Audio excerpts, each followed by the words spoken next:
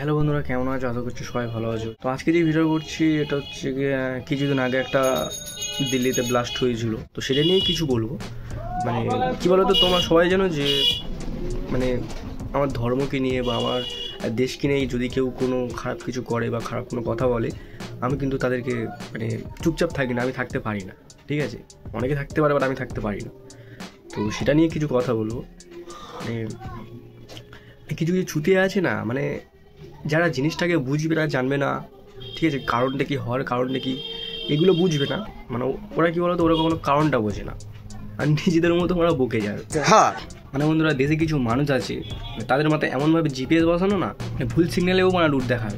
সঠিক বলেছে। দেশে কিছু হলেই আরে মানে এটা তো সরকারের দোষ, কিন্তু আমার সরকারের গাফলতি। মানে এদের কথায় কি বলতো, মানে এদের কথায় ধরতে গেলে মানে সরকার যেন মানে আমাদের দেশের যে প্রধানমন্ত্রী সে জন্য গিয়ে মানে বোমাটা ধরেছিল, ফাটার সময় বোমাটা ধরেছিল। মানে কি বলবো, মানে এত সুন্দর মানে আত্মবিশ্বাস হয়ে এত সুন্দরভাবে মানে মানে কথাটা বলবে না। মানে সিবিআই যারা আছে, যারা সিবিআই তদন্ত করে যারা, মানে তারাও মনে হয় যেন মানে এদের থেকে মানে নোট নেয়, এদের থেকেই মানে সব কিছু জানার চেষ্টা করে। একটা জিনিস লক্ষ্য করে দেখবে, মানে কোনো ঘটনা ঘটলেই প্রথমে আসে মানে অনলাইন সোশ্যাল মিডিয়া ডিটেকটিভ দল। মোবাইল ডাটা হলো মানে মোবাইল ডাটা মনে হয় 100 MB, কিন্তু ওদের মাথায় লোড করে রাখে মানে 100 GB। হ্যাঁ, মানে কিছু কিছু মানুষ আছে মানে এইসব ঘটনার ভিডিও দেখার পরে না মানে মানে এমনভাবে বলবে যে হ্যাঁ আমরা আগেই জানতাম, মানে এরকম কিছু একটাই হবে, মারা সব দোষ সরকারের। সেসব চুতিয়াদেরকে বলছি, মানে কি করে বুঝতে পারো, মানে তোমাদের মানে স্বপ্নেতে কি মানে কোনো রকম স্বপ্ন দেখেছিলে নাকি নিজের আগে থেকে বুঝতে পেরে গেছে? মানে এদের কাছে যে কোনো জাতীয় সমস্যা হলেই সরকারের দোষ, আর যদি কোনো সাফল্য হয় তখন সেটা আবহাওয়ার কৃপা হয়ে যায়। মানে কি বলবো, মানে তোমরা কি কোনো মানে সুখে থাকতে পারো না নাকি? হ্যাঁ, মানে সবসময় একটা অজুহাত খুঁজে মারা যে কিছু হলেই সরকারের পেছনে ঢুকিয়ে দাও। সঠিক বলেছে। হামলাটা যখন হলো, মানে হামলা হতেই মারা ওদের ফেসবুক মুড অন, সরকারের পদত্যাগ চায়। মানে এমনভাবে বলে না, মানে যেন মনে হচ্ছে মানে মানে দেশের নিরাপত্তা সিস্টেম যেন ওদের হাতের মুঠোয় আছে। মানে রাত হলে মানে হাত মুঠো মারছো, আর সকাল হলে মানে দেশ সামলানোর ভাষণ না, এইরকম ভাষণ তোমাদের গাড়ি রাখো মায়া। সঠিক বলেছে। এরা কেমন জানো তো বন্ধুরা, এরা খবর দেখে না, হেডলাইনও দেখে না, পড়েও না, এরা শুধু থাম্বনেল দেখে, তারপর 3 মিনিটেই মানে দেশের ভবিষ্যৎ ঠিক করে দেয়। মানে যদি সরকারের দোষ তুমি চাও যে সরকারের দোষটা কি, এরা এত সুন্দর মানে মানে কি বলবো, মানে এত সুন্দরভাবে সাজিয়ে গুছিয়ে দেবে না, মানে যথেষ্ট করে দেবে। যেমন হাওয়া কম, সরকারের দোষ। নেট স্লো, সরকারের দোষ। মানে গার্লফ্রেন্ড পালিয়েছে, ও নিরাপত্তার অভাব। মানে যারা এসব জানে না তারা চুপচাপ থাকে, আর যেসব চুতিয়ারা জানে না তারা ওই মানে ফেসবুক খুলে, ওই মানে সোশ্যাল মিডিয়া খুলে সারাক্ষণ মানে চুকাতে থাকে। হ্যাঁ, মানে এক কথায় বলতে গেলে দেশের সব থেকে বড় আতঙ্ক সন্ত্রাসী না, ফ্রি ওয়াইফাই পে এই মতামতগুলো দেওয়া বিশেষজ্ঞরা। এরা যদি না থাকে না আমরা দেশ অনেক শান্তি থাকবে। এই যে কিছু চুতিয়ারা যারা আছে, যারা এরকম দেশকে ছোট করে, অন্য দেশকে বড় ভাবে, তাদেরকে বলছি মানে নিজের দেশকে ছেড়ে মানে অপর দেশকে কী করে মানে সাপোর্ট করো? মানে নিজের দেশের পিএমকে ছেড়ে মানে অপর দেশের পিএমকে কী করে সাপোর্ট করো? মানে তুমি যেই পিএমের অপমান করছো, যেই সরকারের অপমান করছো, আমি কোনো পার্টি পলিটিক্সের মানে কোনো টার্গেট করছি না, যে পার্টি পলিটিক্স নিয়ে কিছু বলছি সেটা বলছি না আমি, কিন্তু দেশকে নিয়ে বলছে, আমাদের মন্দিরকে নিয়ে বলছে, তাই আমি সব কথাগুলো বলছি, নাহলে বলার কোনো দরকার নেই। আমাদের দেশের যে পিএম, ঠিক আছে, মানে কী বলে 100 বার আমার দেশ আই কোথায় ছিল, কোন জায়গাটায় ছিল, আমাদের দেশকে কেউ চিনতো মারা, কেউ জানতো মারা, মানে কোনো পাত্তাই ছিল মানে ইন্ডিয়া নামে কোনো পাত্তা ছিল মানে যে ইন্ডিয়া একটা দেশ বলে কেউ মনে করতো আমরা? তোমরা বলো যে আমাদের দেশে কোনো কাজ হচ্ছে না, আমাদের সরকার ভালো না, তাহলে একটা কথা বলো তো, এই 10 মানে আমরা আগে মানে কত নম্বরে ছিলাম? আগে ছিলাম 10 না 12 নম্বরে ইন্ডিয়া ছিল, যাই কেউ মুছতো না মানে। হ্যাঁ ঠিক আছে, এখন সেই ইন্ডিয়া এখন এসে 4 নম্বর, তাহলে এটা কী করে হলো? আগে যখন যুদ্ধ হতো না তখন মানে পাকিস্তান মানে ইন্ডিয়াকে মানে কিছু ভাবতোই না, ঘরে ঢুকে মারতো, তখন আমাদের ফায়ার করার কোনো একটা মানে সাহস ছিল না। ঠিক আছে, যখন তখন ওরা ঢুকতো, মারতো, বেরিয়ে যেত। এখন এখন কী হয় আর বললাম না, কী হয় ওরা সব দিক থেকে ভেবে নিয়ে তোর পরে তোমরা একটা কোনো মানে কিছু বলবে। আগে থেকেই কী হচ্ছে কি না হচ্ছে না জেনে শুনে এরা মানে চুতিয়াদের মতো মানে আমাদের পদত্যাগ চাই মানে ফেসবুক জুড়ে, সোশ্যাল মিডিয়া জুড়ে না চলানোই ভালো। আগে ব্যাপারটা বোঝো কী হয়েছে, তারপরে তোমরা মানে তোমাদের রায় দিতে পারো। সঠিক বলে। দেশের দেখবে অনেক প্রধানমন্ত্রী আছে, অনেক পিএম আছে, ঠিক আছে, কিন্তু একটা জিনিস লক্ষ্য করে দেবে, মানে কোনো প্রধানমন্ত্রী দেখে না কোনো দেশের জনগণ কাঁদে না, ঠিক আছে, ইমোশনাল হয়ে যায় না। কিন্তু আমাদের দেশের প্রধানমন্ত্রীকে দেখলে মানে বাচ্চা ছেলেরা ওরা সব মানে কী বলবো মানে ইমোশনাল হয়ে যায়। তাদের কী বোঝার কোনো জ্ঞান আছে ওরা? কিন্তু তারা কেন ইমোশনাল হচ্ছে আমি বলছি না, একটা ভিডিও বলছি, চাইলে ভিডিওটাও আমি তোমাদের শো করে দেখাচ্ছি। चलो बेटा, तुम्हारा चित्र मिल गया, रोने की जरूरत नहीं बेटा, मिल गया चित्र तुम्हारा मिल गया। अगर तुम्हारा एड्रेस उसमें लिखा होगा तो मैं तुझे जरूर चिट्ठी लिखूंगा।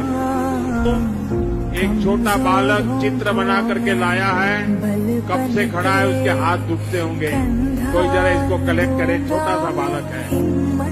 शाबाश बेटे।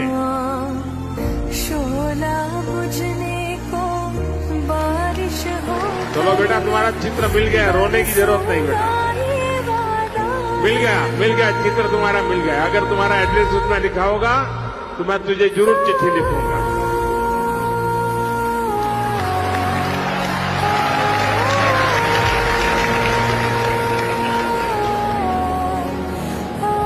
साथियों,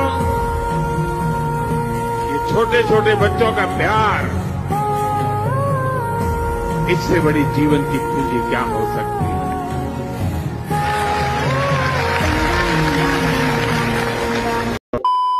এইগুলো দেখবে, বুঝবে, ঠিক আছে। একটা বাচ্চার চোখে জল মানে কি বোঝাচ্ছে, সে পার্টি পলিটিক্স ব্যাপারে কিছু বোঝে, তাহলে তার চোখে কেন জল?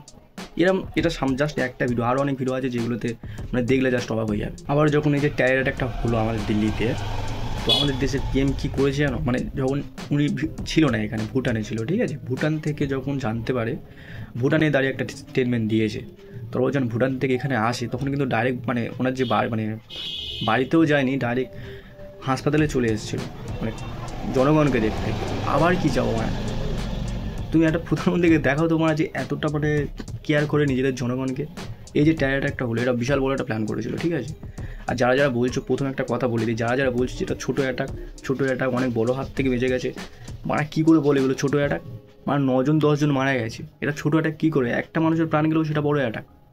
মানে যখন মানে দেখবে যে লাখ লাখ লোক মারা গেছে, তখন তোমাদের সেটা চোখে লাগছে। আর মানে এই 9 জন না 10 জন মারা গেছে, এটা কোনো চোখে লাগছে না।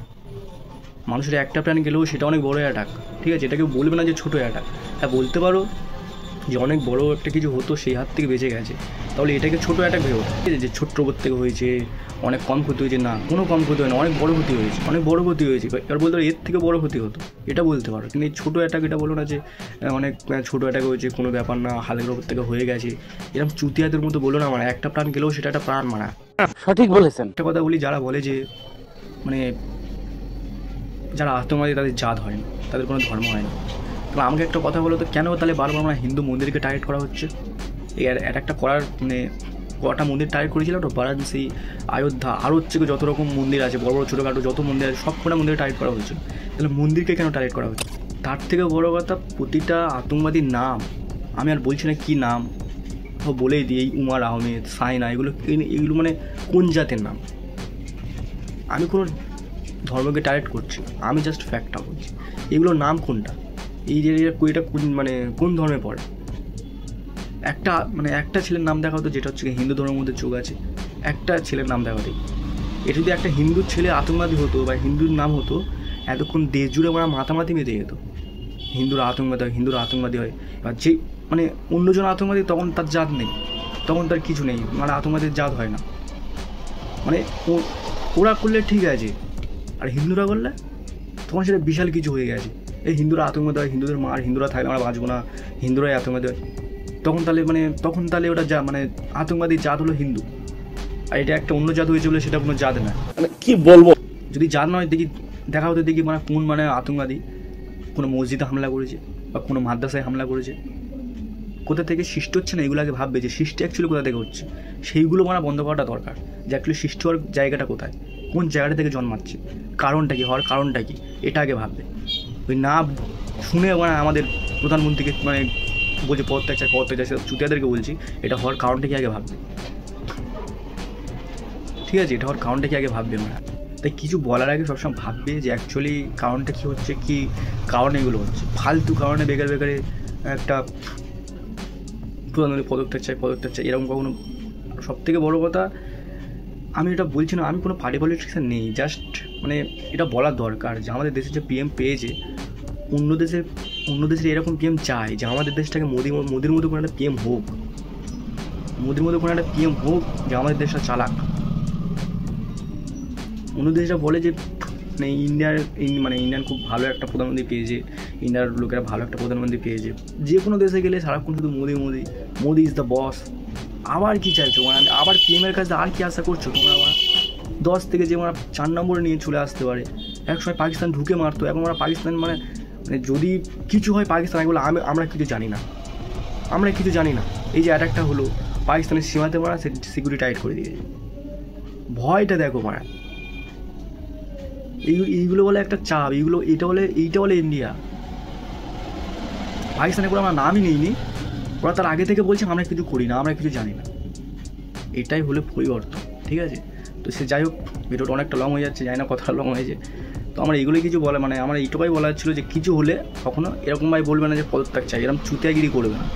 আর শিক্ষিত হয়ে কখনো এরকম কথা বলা যায় না, ঠিক আছে? আর শিক্ষিত যদি ছেলে হয়, শিক্ষিতরা বলবেই না এরকম কথা, কারণ শিক্ষিতরা বোঝে যে অ্যাকচুয়ালি আমাদের দেশটা আগে কেমন ছিল আর এখন কেমন হয়েছে, সিকিউরিটি আগে কেমন ছিল এখন কেমন হয়েছে। আগে দেশ, তারপর পার্টি পলিটিক্স, নিজের দেশ আগে, নিজের ধর্ম আগে, তারপর পার্টি পলিটিক্স। সঠিক বলেছেন। তো যাই বন্ধুরা, এই অবধি বলার ছিল। তো ভিডিওটা এখানেই শেষ করছি। যদি ভালো লাগে তাহলে লাইক করো, শেয়ার করো, কমেন্ট করো, সাবস্ক্রাইব করো। আর তোমাদের জন্য আরও ভিডিও আনবো। আর যদি কিছু ভুল হয়ে থাকে সেটাও তোমরা কমেন্টে বলতে পারো যে এটা বলা উচিত হয়নি আমার, বলতে পারো, ভুল হতেই পারে। তোমাদের জন্য আরও অনেক ভিডিও আনবো। ততক্ষণ তোমরা ভালো থেকো, সুখী থেকো এবং হ্যাপি থেকো। টাটা।